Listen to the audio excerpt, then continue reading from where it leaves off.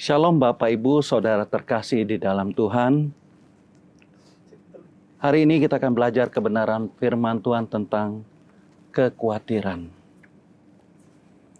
Kalau seseorang anak Tuhan masih merasa kurang terus di dalam kehidupannya, khususnya berkenaan dengan perkara jasmani, maka itu menunjukkan bahwa dia belum sungguh-sungguh mengenal Tuhan secara pribadi. Belum mengenal Tuhan secara mendalam dalam kehidupannya. Bukan kita tidak butuh perkara jasmani. Bukan kita tidak membutuhkan hal-hal yang berbentuk material. Tetapi ada satu kegairahan yang melebihi, spirit yang melebihi untuk mencari Tuhan. Spirit yang lebih mengutamakan perkara-perkara jasmani daripada spirit kegairahan untuk mencari bertemu dengan Tuhan. Kekhawatiran akan perkara-perkara jasmani yang melebihi kepercayaan kita atas pemeliharaan Tuhan, ini sungguh-sungguh sangat berbahaya, khususnya di dalam iman kita sebagai orang percaya. Dalam Lukas 12 ayat yang ke-22, Yesus berkata kepada murid-muridnya, "Karena itu aku berkata kepadamu, janganlah khawatir akan hidupmu, akan apa yang hendak kamu makan, dan janganlah khawatir pula akan tubuhmu, akan apa yang hendak kamu pakai." Ayat ini ditulis juga di dalam Injil Matius 6 ayat yang ke-25. Nah, Bapak Ibu, Saudara terkasih, kita akan belajar tentang hal khawatir. Kata khawatir di dalam bahasa Yunaninya menggunakan kata merimnao, yang berarti jangan cemas, jangan gelisah, jangan khawatir. Lalu apa yang dikhawatirkan oleh kita? Kalau ayat di sini menunjuk khawatir kepada masalah hidup, masalah makan, dan masalah pakaian yang melebihi eksistensi Allah dalam hidup kita, yang melebihi pemeliharaan keberadaan Allah yang maha kuasa itu dalam kehidupan kita sebagai umat percaya. Kalau kita baca di ayat sebelumnya, bagaimana di ayat 13-21, bagaimana ayat ini menerangkan bagaimana di perumpamaan Tuhan Yesus katakan.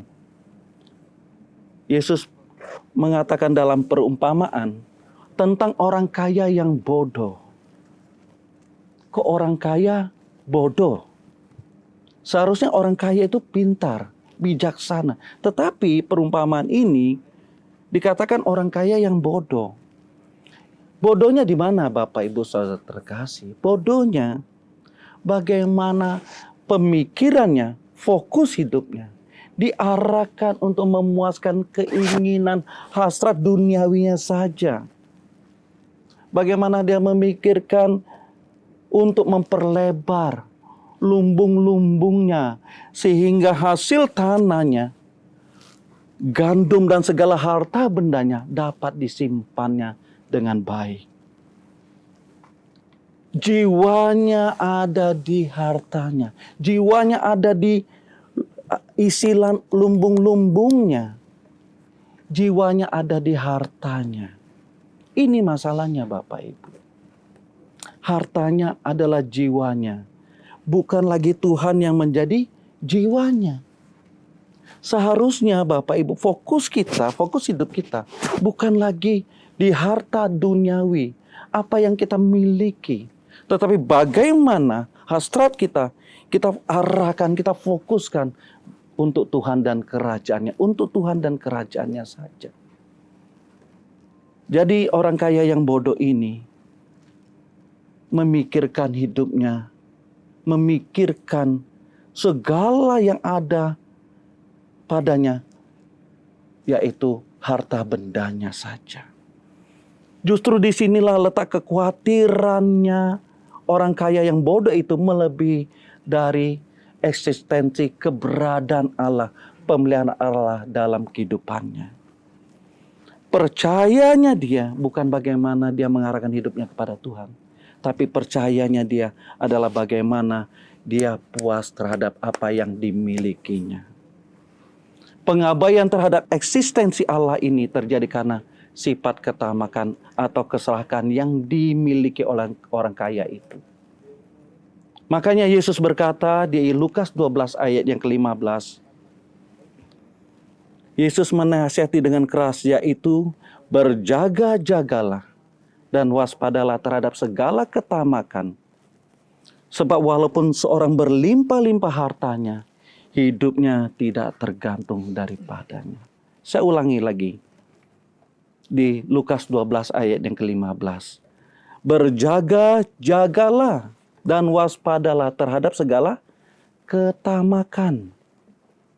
Sebab walaupun seorang berlimpah-limpah hartanya, ingat, hidupnya tidak tergantung daripadanya. Hidupnya tidak tergantung daripada harta benda yang dimilikinya, Bapak Ibu, Saudara terkasih.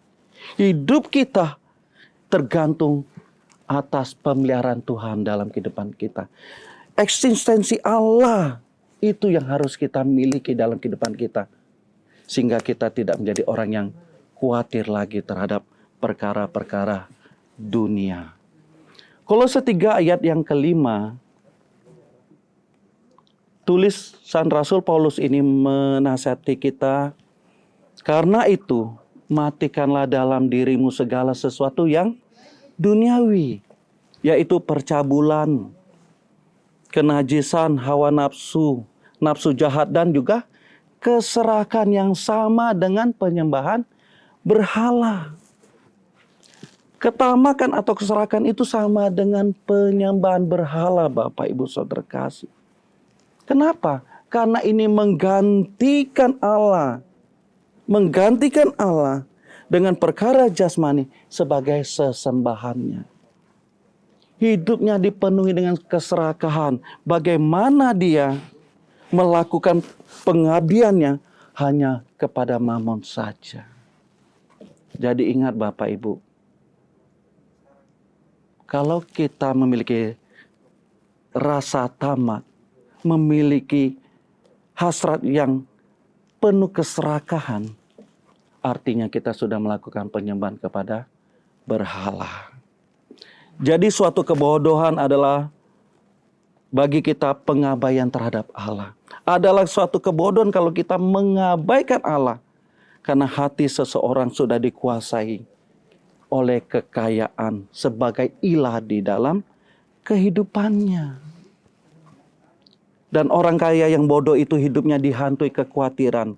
Karena kekayaan yang diandalkannya itu tidak sanggup menggantikan kekuasaan Allah. Karena pada saat itu dia berencana memperbesar lumbung-lumbungnya. Pada saat itu juga jiwanya diambil oleh Tuhan. Jadi Bapak Ibu Saudara terkasih, barang siapa menggantungkan dan mengandalkan kekayaan, pasti akan dilanda kekhawatiran. Sebaliknya, barang siapa yang menggantungkan dan mengandalkan Allah dalam hidupnya, dia akan seperti burung gagak dan bunga bakung yang dipelihara oleh Bapa di surga. Dan hidupnya pasti tidak akan mengalami kekhawatiran karena dia disertai oleh Allah yang Maha Kuasa. Hanya orang bodoh yang menggantungkan hidupnya pada kekayaannya dan pasti akan dilanda kekhawatiran terus-menerus. Sekarang pilihan di tangan kita, Bapak Ibu Saudara kasih. Apakah kita seperti orang kaya yang bodoh?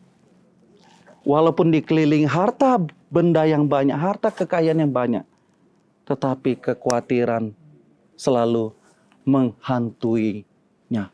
Kekhawatiran penuh di dalam kehidupannya, sehingga dia tidak melihat ada perlindungan Allah yang begitu dahsyat dalam kehidupannya.